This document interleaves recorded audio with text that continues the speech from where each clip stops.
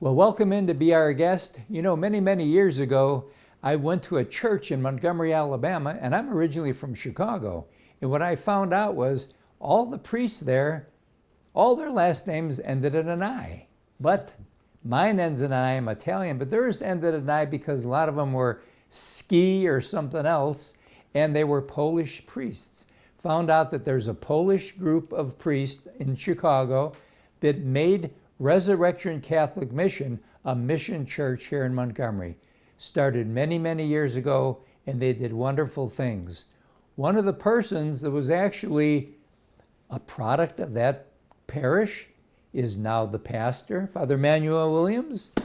Good to see Williams without no ski on the end of your name. No ski on the end. And they were a great group of priests, weren't they? Wonderful men. They Yes. came south in the 1930s. Isn't And that they amazing? initially worked with Father Harold Purcell at the City of St. Jude. Yes. And at some point after about 1942, 43, they divided what they call the mission field. And so they agreed to work kind of center city and north side of Montgomery. And matter of fact, the administrative center at St. Jude is named after one of those early priests who was called the Walking Priest of Montgomery, Father Walter Jacoby. Oh, with an yes. I at the end. Yes, and you know, and it was very interesting because they really were able to penetrate businesses in Montgomery and really get across everything that you're doing out there, and you have a wonderful mission. Oh, thank you. Yes. And in part, we're still here because we've had people like you support us all over the years. Right. And the ministry at Resurrection has always been deeply, I always say it's big C Catholic and little C Catholic. We certainly are proud of our Catholic traditions and heritage, but we're also Catholic in the fact that we're very ecumenical. Absolutely. And we have gotten support from Montgomery's Jewish community, from all the Protestant churches in Montgomery, from civic organizations like the Right. Rotary and Right. the Kiwanis and Right. other groups. And so that's enabled us to do what we've been doing for almost 80 years now. Well, now we sit here in 2020, and you and I go back a long way, and of course, you We're know, both younger. people need to realize the fact that, and the reason I wanted to have you come on is because, you know, my big thing that I talk about in society was we've turned our backs on God, you know, and how important it is to have God in our everyday lives. And we talk about unrest and injustice, and really, if you put the God equation back in there, that's the piece that's missing in everything that's going on, don't you think? Yeah. One of the things that I have noted, and perhaps I think sometimes the media misses this, we've had a series of protests and movements here in Montgomery.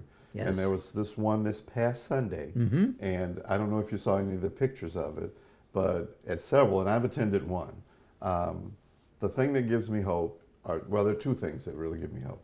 Two is the diversity of people who are out. So you have people of all ethnicities and races. You have people of all ages. And you also have people who probably come from different economic, social statuses as well. But at several of these protests, the focus has been at least some exhortation about spirituality, about returning to the values of our shared Christian faith or our shared Judeo-Christian faith, or for those folks who might be in the crowd who are adherents to another faith tradition, the acknowledgement that this country, if it's ever going to live up to the principles of our Declaration of Independence, has to be rooted in some kind of faith system. And so there have been moments of prayer. They've had lots of clergy speak, and so I'm heartened by the fact of the diversity and that God has not been left out. And so many of these protests have had either as a, if not the central reason that they've gathered to pray for the country or to pray for racial justice or to pray for healing, they've included that as part of their message for that day. So I think you're absolutely right. We have a crisis not only of systemic systems, we have a crisis of values. Right, and that's the key, because if you make your values the way they're supposed to be, you won't have racism. You won't have anything. Any of that. Everything dissolves itself in a very easy way, and it's just I guess it's kind of like, you know, what are the agendas? You know, when they talk about something like Black Lives Matter, and people ask me about that, and I always say, yes, I do believe that Black Lives matter, and as well as all lives matter. Yeah. And I mean, everybody's, and you and I have always agreed on things like that. One of the biggest things that we've faced, and we're both Catholic, is when you talk about a pandemic, well, look at the things that have happened with abortion. You know, and it's just, and it's disproportionately against the African American community, you know, and there's no reason for that. One of the things that I've been doing for the last 3 or 4 summers, Jack, and I don't know if you're aware of this, but Xavier University of Yes. Louisiana is the only predominantly Catholic and African American university in this hemisphere. And there are lots, there probably are emerging with the explosion of the church in Africa, Catholic universities that African people are, Catholics are running, but in the Western world, Xavier's it. Good. And so about 3 or 4, at the first beginning of the Black Lives Matter movement, Father Maurice Nutt, who is a Redemptorist priest, was director of a program at Xavier called the Institute for Black Catholic Studies. And his genius, his insight was, if this is a movement that is some kind of successor to the civil rights movement or something new that's emerging, then our church, especially in the South, where we've been on the front lines Right. As agents of change Right. for justice, Absolutely. then we need to be engaged in this. And so he had a symposium called How Will the Church, Catholic Church Respond to the BLM, the Black Lives Matter movement. And we had over 1,500 people who came from all over the country to New Orleans, to Xavier, to hear various speakers talk about the issue.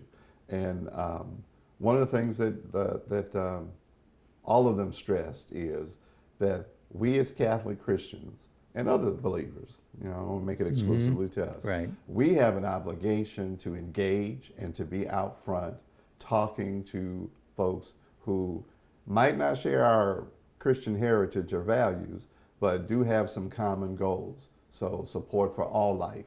So that's not Yes. only unborn life, but school children, children who need to be fed, support for the elderly. One of the awful things about this virus Absolutely. is kind of the hidden tragedy is from what the news and the demographers are saying, 50% of the people who died from this virus are people in nursing care Yes. and assisted living. Yes. And They're dying by themselves. and they're dying by themselves. Yes. And so how do we as You compassionate can't even people- go in there and you give can't go them, see you, it. you can't go in there, see you it. can't go in there and bless them before they die, Yeah. which is kind of crazy. And so I think the church has begun and will continue to engage and to talk to these various movements. And you can do that when you disagree with people, because you can always seek the values of commonality. Yeah, and No, it needs to be where it is a where it, you know, it's kind of like with Congress.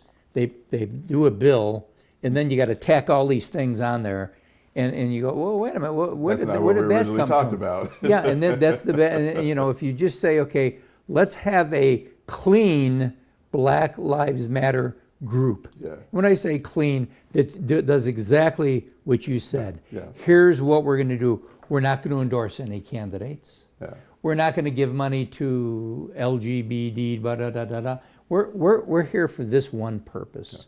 And let's focus on that one purpose. There is one of the people that I've had the privilege of working with in the last couple of years is Father Victor Ingalls. I don't know if Oh you know yeah, Father very Victor. well. He's Okay. he's The over promo- seminarians, right? Yeah, it's the promoter of vocations for the Archdiocese. And Victor came up, had an encounter with one of our students from Resurrection who was attending Montgomery Catholic Prep. And they're just talking one day, he goes and says Mass there and interacts with the kids. And this young man by the name of Cameron, for whatever reason, felt called to share with Victor that day. And so Victor probably asked him something to the effect of, how's it going? And he says, it's okay, Father, but you know, sometimes it's hard to be here.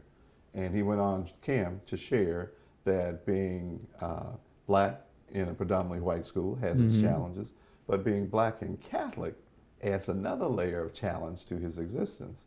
And so Victor, filled with the Holy Spirit as he is, Yes. he's been a good young man since, I've known him since he was a student. Yeah, that's right. Yeah. And so he's been an inspiration to me in lots of ways. He took that and took it to prayer and to discernment. And what evolved out of this was what we called enigma. Even, now, I give myself away. And it was a weekend retreat designed for young African American men who are discerning their vocations, whether they're being called to be fathers, whether they're being called to be physicians or priests or teachers or musicians or whatever. And we targeted high school students and young men college age. And it was probably one of the most powerful experiences of my life, Jack. These young men shared and they talked about their journey. And we had a Deacon Ronnie Hathorne and his wife, who's the chancellor of the Archdiocese, come and share what married life is about as a couple who's been married for 30 or 40 years. We had a young couple with young kids come and share what are the struggles as you're trying to be dual career parents, but also realize your first obligation is to each other and to these children. What's it like to be a single person trying to work and to live in the church? And so those kinds of engagements, I think, is what has to happen. Is what has to happen. That's right.